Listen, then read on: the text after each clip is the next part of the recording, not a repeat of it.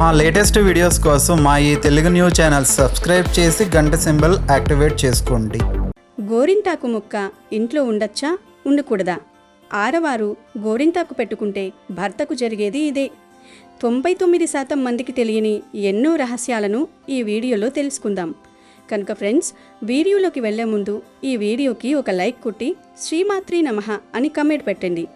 ఆడవాళ్ళందరికీ గోరింటాకు అంటే ఎంతో మక్కువ, ఎంతో ఇష్టం. గోరింటాకు అనగానే ఎక్కడ లేని సంతోషం వారి మోముల్లో వెల్లివిరుస్తుంది. మన భారతీయ సంప్రదాయంలో గోరింటాకు అనేది కేవలం ఒక అలంకారప్రాయమైన వస్తువు మాత్రమే కాదు. అది సాక్షాత్తు స్త్రీ సౌభాగ్యానికి, సిరి సంపదలకు ఒక సజీవ చిహ్నం. ఎవరికీ పెద్దగా తెలియని ఒక అద్భుతమైన ఆధ్యాత్మిక రహస్యం ఏమిటంటే, గోరింటాకు అంటే శ్రీ మహాలక్ష్మీదేవికి ఎంతో ప్రీతి. అమ్మవారు ఎల్లప్పుడూ తన అరచేతులలో నిండుగా ఎర్రటి గోరింటాకును ధరించి ఉంటారు. మీరు ఎప్పుడైనా నిశితంగా గమనిస్తే లక్ష్మీదేవి చిత్రపటాలలో అమ్మవారి చేతికి గుండ్రంగా ఎంతో అందంగా పండిన గోరింటాకు మనకు దర్శనమిస్తుంది. అంతేకాదు, గౌరీదేవి కూడా ఎల్లప్పుడూ గోరింటాకు పెట్టుకునే దర్శనమిస్తుంది. అసలు గోరింటాకు అన్న పదంలోని ఎంతో అంతరార్థం దాగి ఉంది. గోరింటాకు అంటే గోరంత ఆకు అని ఒక అర్థం కాగా, గౌరీ ఇంటి ఆకు అని మరో విశేషమైన అర్థం కూడా పురాణాల్లో చెప్పబడింది. గోరంత ఆకు అంటే గోర్లకు పెట్టుకునే ఆకు అని అర్థం. ఈ ఆకును పెట్టుకోవడం వల్ల స్త్రీల గోళ్ళు ఆరోగ్యంగా, ఎంతో అందంగా ఉంటాయి. చాలామందికి ఒక పెద్ద సందేహం ఎప్పుడూ వేధిస్తూ ఉంటుంది. అదేమిటంటే, ఇంతటి పవిత్రమైన మహాలక్ష్మికి ప్రతిరూపమైన గోరింటాకు మొక్కను మన ఇంట్లో పెంచుకోవచ్చా లేదా? పెంచుకుంటే ఎక్కడ పెంచుకోవాలి? ఈ విషయం గురించి మన పెద్దలు, వాస్తుశాస్త్ర నిపుణులు చాలా స్పష్టమైన నియమాలను నిర్దేశించారు. గోరింటాకు చెట్టును నిస్సందేహంగా ఇంటి దగ్గర పెంచుకోవచ్చు. కానీ ఇక్కడే 99% మందికి తెలియని, ఖచ్చితంగా పాటించవలసిన ఒక అతిపెద్ద రహస్యం దాగి ఉంది. గోరింటాకు చెట్టును ఎట్టి పరిస్థితుల్లోనూ ఇంటి లోపల, అంటే మన ప్రహరీ గోడ లోపల లేదా మనం నిత్యం నడిచే ప్రాంగణంలో పెంచుకోకూడదు. దీనికి చాలా బలమైన కారణాలున్నాయి. గోరింటాకు చెట్టుకు సహజంగానే ముళ్ళుంటాయి. వాస్తుశాస్త్రం ప్రకారం ముళ్ళుండే ఏ చెట్టునైనా సరే ఇంటి ఆవరణలో మనుషులు తిరిగే చోట ఉంచడం ఏమాత్రం శ్రేయస్కరం కాదు. ముళ్ళుండే చెట్లు ఇంటి ఆవరణలో ఉంటే ఆ ఇంట్లో ఎప్పుడూ ఏదో ఒక కలహం, అశాంతి నెలకొల్తాయని, కుటుంబ సభ్యుల మధ్య మానసిక ఘర్షణలు వస్తాయని శాస్త్రాలు ఘోషిస్తున్నాయి. మరి ఈ గోరింటాకు మొక్కను ఎక్కడ పెంచాలి అంటే, దీన్ని ఖచ్చితంగా ఇంటి ప్రహరీ గోడకు బయట వైపు మాత్రమే పెంచుకోవాలి. మీకు ఇంటి బయట ఖాళీ స్థలం ఉన్నట్లయితే గేటుకు ఆవల లేదా ప్రహరీకి వెలుపల ఒక చిన్న గార్డెన్ లాగా ఏర్పాటు చేసుకుని అక్కడ ఈ మొక్కను అత్యంత భక్తి శ్రద్ధలతో నాటుకోవచ్చు. ఇలా ప్రహరీ గోడకు బయట వైపున గోరింటాకు మొక్కను పెంచడం వల్ల ఆ ఇంటికి ఎంతో కలిసి వస్తుందని, అదృష్టం వరిస్తుందని అంటారు. ఎందుకంటే బయట ఉండే ఆ చెట్టు ముళ్ళు ఇంటి లోపలికి వచ్చే ప్రతికూల శక్తులను, అంటే నెగిటివ్ ఎనర్జీని అడ్డుకుంటాయి. అలా బయట గోరింటాకు చెట్టును పెంచి పోషించే వారి ఇళ్లపై సాక్షాత్తు శ్రీ మహాలక్ష్మీదేవి మరియు గౌరీదేవి అనుగ్రహం ఎల్లవేళలా ఉంటుంది. ఆ ఇంట్లోని దరిద్ర బాధలన్నీ పటాపంచలైపోతాయి. ఇంట్లోని స్త్రీలకు అఖండమైన సౌభాగ్యం కలుగుతుంది. అష్టైశ్వర్యాలు వారి ఇంట శాశ్వతంగా కొలువుతీరి ఉంటాయి. కానీ పొరపాటును కూడా అజ్ఞానంతో ప్రహరీ గోడ లోపల, కుండీలలో లేదా తులసి కోట పక్కన ఈ మొక్కను పెంచితే మాత్రం ఏమాత్రం కలిసిరాదు. అది ఇంట్లో ఆర్థిక ఇబ్బందులకు, అనారోగ్యాలకు దారితీసే ప్రమాదముంది. కాబట్టి ఈ నియమాన్ని ప్రతి ఒక్కరూ విధిగా పాటించి ప్రహరీ బయట మాత్రమే ఈ మొక్కను పెంచుకుని అమ్మవారి కృపకు పాత్రలు కావాలి. ఇక గోరింటాకు పెట్టుకోవడం వల్ల స్త్రీలకు, వారి భర్తలకు జరిగే మేలు గురించి ఎంత చెప్పినా తక్కువే. ఆడవారు తమ చేతులకు, కాళ్లకు నిండుగా గోరింటాకు పెట్టుకోవడం వల్ల వారి భర్తకు ఎంతో అదృష్టం, ఆయురారోగ్యాలు సిద్ధిస్తాయని మన పురాణాలు చెబుతున్నాయి. స్త్రీలు గోరింటాకు పెట్టుకున్నప్పుడు అది వారి అరచేతులలోని నాడుల ద్వారా శరీరంలోని ఉష్ణాన్ని, అంటే అతివేడిని లాగేసుకుని దేహాన్ని ప్రశాంతపరుస్తుంది. స్త్రీల గర్భాశయ దోషాలను సైతం నివారించే అద్భుతమైన ఔషధ గుణం ఈ ఆకులో ఉంది. ఎప్పుడైతే ఒక స్త్రీ శారీరకంగా, మానసికంగా ఎంతో ప్రశాంతంగా, ఆరోగ్యంగా ఉంటుందో అప్పుడే ఆ ఇంట్లో ఆనందం వెల్లివిరుస్తుంది.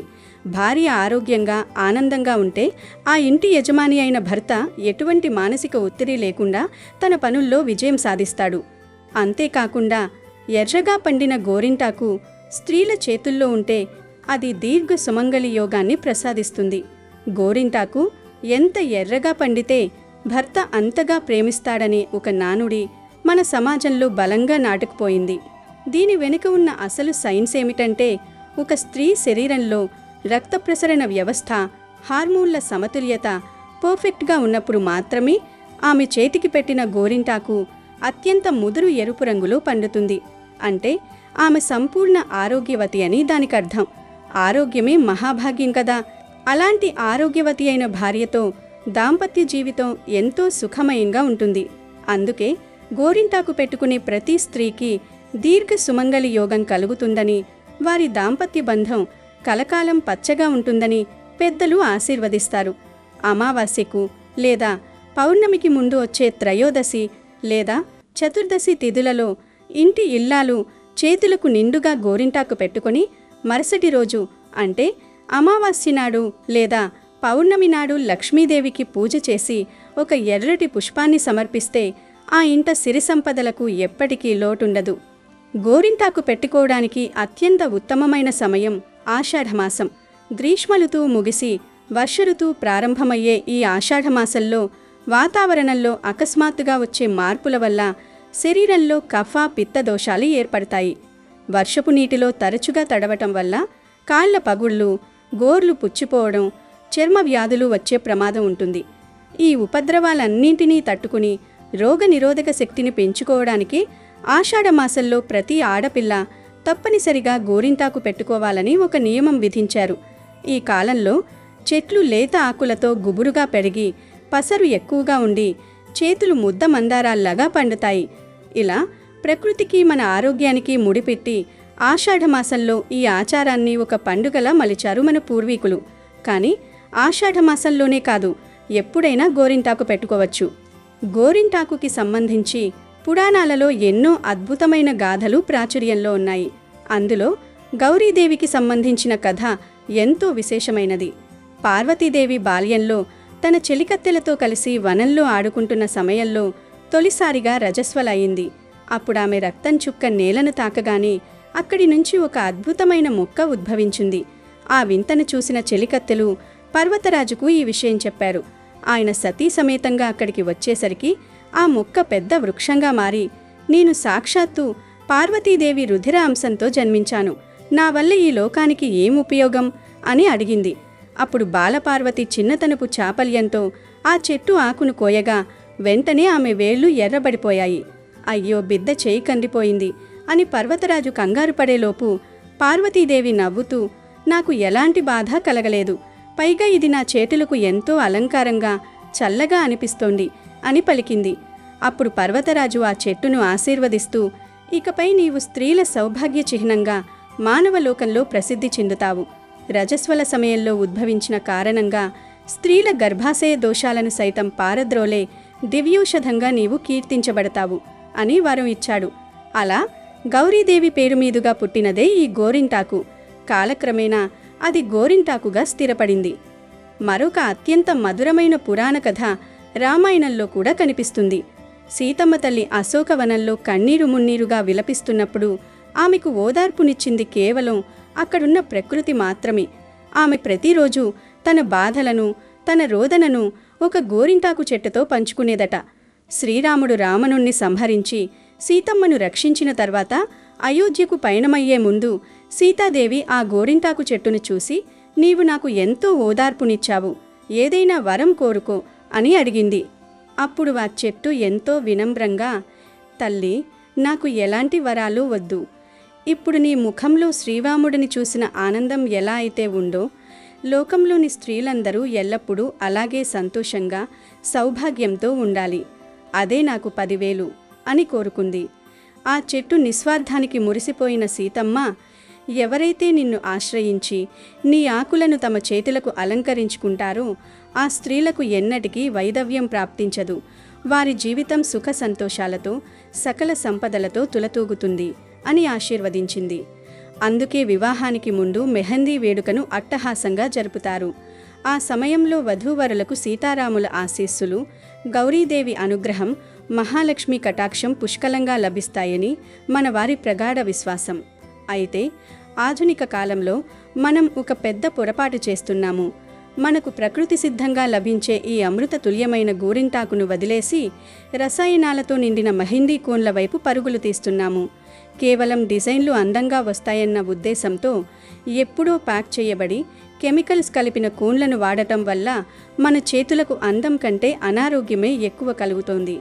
ఆ రసాయనాల వల్ల చర్మ సంబంధిత అలర్జీలు, దురదలు, మచ్చలు ఏర్పడటమే కాకుండా గోరింటాకులోని అసలైన ఔషధ గుణాలు మనకు ఏమాత్రం అందడం లేదు. మన అమ్మమ్మలు, నానమ్మలు స్వయంగా చెట్టు నుండి ఆకులను కోసి అందులో కాస్త వక్క, నిమ్మరసం లేదా చింతపండు, 2 లవంగాలు వేసి రోట్లో వేసి రుబ్బుతుంటే ఆ వచ్చే సువాసనే ఒక అద్భుతమైన థెరపీలా ఉండేది.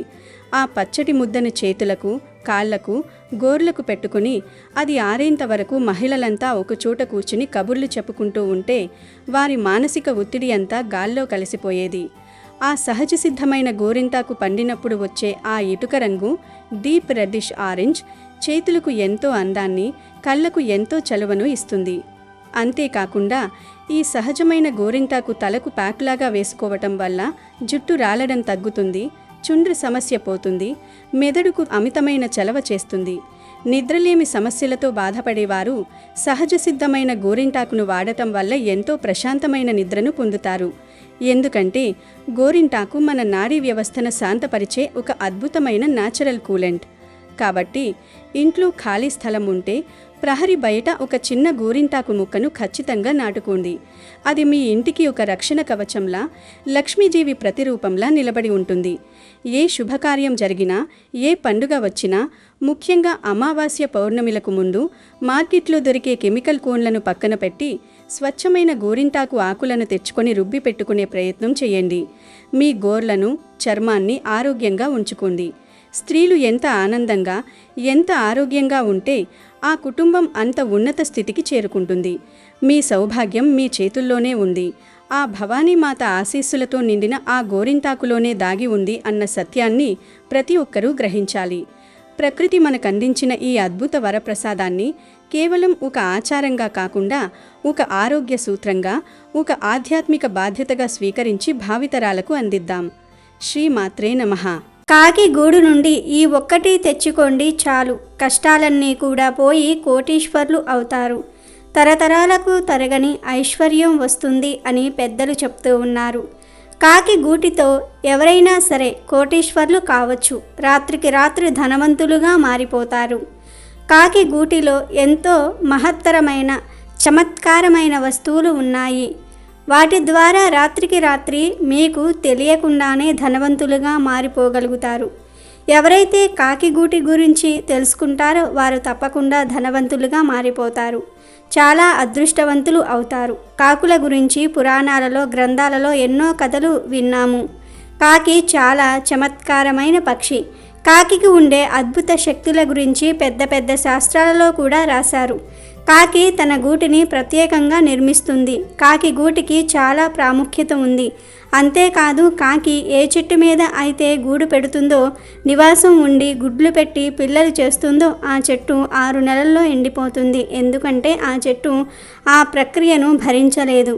కాకి ఎప్పుడైతే గూడు పెడుతుందో అప్పటి నుండి చెట్టు ఎండిపోవటం మొదలుపెట్టి నెమ్మదిగా 6 నెలల్లో పూర్తిగా ఎండిపోతుంది. అంతేకాదు, కాకి ఎక్కడైతే గుడ్లు పెడుతుందో అక్కడికి అన్ని రకాల నకారాత్మక శక్తులు వచ్చేస్తాయి. కాకి గూడు పెట్టిన చెట్టు దగ్గరకు అతీతమైన శక్తులు ఆకర్షింపబడతాయి. కాకి గూటికి అట్రాక్ట్ చేసే శక్తి ఉంటుంది. అయితే ఆ కాకి గూటిలో నుండి ఈ ఒక్క వస్తువును తెచ్చుకుంటే ఒక్క రోజులోనే మీ కష్టాలన్నీ కూడా తీరిపోతాయి. గొప్ప ధనవంతులుగా మారే అవకాశం వస్తుందని శాస్త్రాలు చెప్తూ ఉన్నాయి. మరి ఇంతకీ కాకి గూడు నుండి ఏ వస్తువును తెచ్చుకుంటే ధనవంతులుగా మారుతాము అనే విషయాన్ని ఈరోజు మనం ఈ వీడియోలో వివరంగా తెలుసుకుందాం. ఫ్రెండ్స్, ఫస్ట్ అయితే ఈ వీడియోకి ఒక లైక్ కొట్టి మా ఛానల్ని సబ్స్క్రైబ్ చేసుకోండి. ఈ వీడియోని ఎక్కడా స్కిప్ చేయకుండా పూర్తిగా చూడండి. అప్పుడే మేము చెప్పేది మీకు పూర్తిగా అర్థమవుతుంది. కాకి గూడిలో ఎన్నో రహస్యాలు, గుప్తమైన విషయాలు దాగి ఉన్నాయి. కాకి గూటి గురించి తెలుసుకున్న ఎందరో మహానుభావులు గొప్ప గొప్ప కోటీశ్వర్లుగా మారారు. కాకి గూటి నుండి ఈ ఒక్క వస్తువుని సేకరిస్తే ఆ వస్తువు మీకే కాదు, మీ తరం తర్వాత మీ పిల్లలకు, మీ పిల్లల తనంతరం పిల్లలకు కూడా ఐశ్వర్యాన్ని తెచ్చిపెడుతుంది. అలా తరతరాల వరకు మీ కుటుంబం ధనవంతులుగా గొప్ప స్థితిలో ఉండగలుగుతుంది. అంతటి శక్తి కాకిగూటిలో దొరికే ఈ వస్తువుకు ఉంది. వస్తువు అంటే పెద్ద వస్తువు ఏమీ కాదు, ఒక పుల్ల. ఈ పుల్ల చాలా మహత్తరమైనది, లెక్కలేనన్ని శక్తులు కలిగినది. ఎంతో అతీత శక్తులు కలిగిన కర్ర పుల్ల కాకిగూటిలో ఉంటుంది. ఆ పుల్ల పేరే గరుడ సంజీవని. ఈ సంజీవనిని ఎవరైనా సరే కాకిగూటి నుండి సేకరిస్తే వారి జీవితంలో అదృష్టానికి లోటు రాదు. వారే కాదు, వారి తరతరాల వారు అదృష్టవంతులుగా జీవిస్తారు. రాత్రికి రాత్రే ధనవంతులుగా మారిపోతారు. శాశ్వతంగా దరిద్రం మిమ్మల్ని వదిలి వెళ్ళిపోతుంది. మరి గరుడ సంజీవిని పుల్లను ఎలా గుర్తించాలి? ఆ పుల్లను కాకిగూటి నుండి ఎలా సేకరించాలో కూడా తెలుసుకుందాం. గరుడ సంజీవిని ఎక్కడ పడితే అక్కడ దొరకదు. ఎవరికీ దీని గురించి తెలియదు. కేవలం కాకులు మాత్రమే సంజీవిని పుల్లను గుర్తించగలవు. కాకులు గూడు కట్టుకున్నప్పుడు కనీసం ఒక్క గరుడ సంజీవిని పుల్లను అయినా సరే సేకరించి గూటిలో పెడతాయి. ఈ గరుడ సంజీవిని సేకరించాలంటే ముందు కాకి ఏ చెట్టు మీద గూడు పెడుతుందో, గుడ్లను పెడుతుందో జాగ్రత్తగా గమనించుకోవాలి. అలా గమనించి ఎప్పుడైనా కాకి గూటిని వదిలి ఆహారం సేకరించడానికి కానీ, స్నానం చేయడానికి కానీ వెళ్ళినప్పుడు కానీ ఆ గూటిని చెట్టు మీద నుండి తీసుకోవాలి. అలా గూటిని తీసుకొని ప్రవహిస్తున్న నది దగ్గరకు వెళ్ళాలి.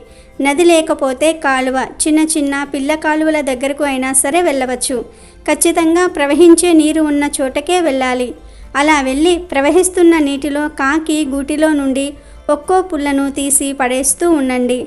అలా పడేసేటప్పుడు మామూలు పుల్లలు నదిలో పాటు కొట్టుకుపోతూ ఉంటాయి. కానీ గరుడ సంజీవని పుల్లను వేసినప్పుడు మాత్రం ఆ సంజీవని పుల్ల నీటికి ఎదురీదుతుంది.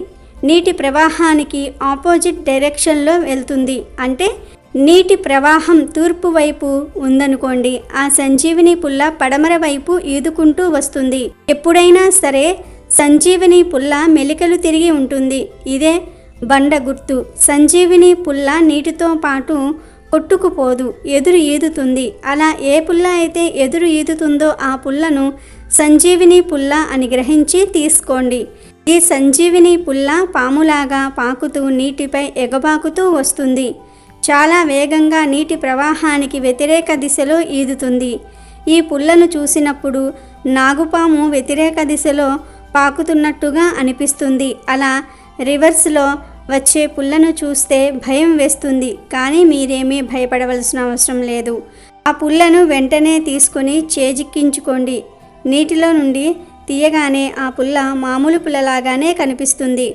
అలా సంజీవిని పుల్లను సేకరించి వెంటనే ఇంటికి తీసుకొని వెళ్ళి పుల్లకు ధూపం వేసి శనిదేవుడి మంత్రం ఏదో ఒకటి జపించండి. ఏదీ రాకపోతే సం శనేశ్వరాయ నమః అని అనుకుని ఆ పుల్లను మీ ఇంట్లో పూజ గదిలో పెట్టుకోండి. ఆ పుల్లను ఎక్కువగా కదపకండి. ఆ పుల్లను మీ తరతరాల వారు పూజ గదిలోనే ఉంచేలాగా జాగ్రత్తగా చూసుకోండి. ఈ పుల్లను ఎప్పుడైతే మీ ఇంటికి తెచ్చుకుంటారో ఆనాటి నుండి మీకు ధనానికి కొరత రాదు. ఆ పుల్ల ఎన్ని తరాలు మీ ఇంట్లో ఉంటే అన్ని తరాలు ఐశ్వర్యానికి లోటు అనేది రాదు. సంజీవిని పుల్ల చాలా చమత్కారంగా ఉంటుంది. గారడీ విద్య చేసేవారు కూడా ఈ పుల్లను వారి దగ్గర ఉంచుకుంటూ ఉంటారు. కానీ వారు ఈ పుల్లను ఐశ్వర్యం కోసం వాడరు. కేవలం గారడీ కోసం మాత్రమే నీటిలో వేసి చూపిస్తూ ఉంటారు. కాబట్టి అందరూ కాకిగూడు ఈ సంజీవిని పుల్లను సేకరించి సకల ఐశ్వర్యాలను పొందవచ్చు. కాకి గూడు నుండి ఇంకొక రాయిని కూడా సేకరించవచ్చు. ఈ రాయిని కాకులు మాత్రమే సంపాదించగలవు. ప్రాణాలు కాపాడుకోవడానికి మాత్రమే కాకులు ఈ రాయిని సేకరిస్తాయి. మరే ఇతర పక్షులు ఈ రాయిని గుర్తించలేవు. ఆ రాయి పేరు ఏమిటి అంటే పారసరాయి.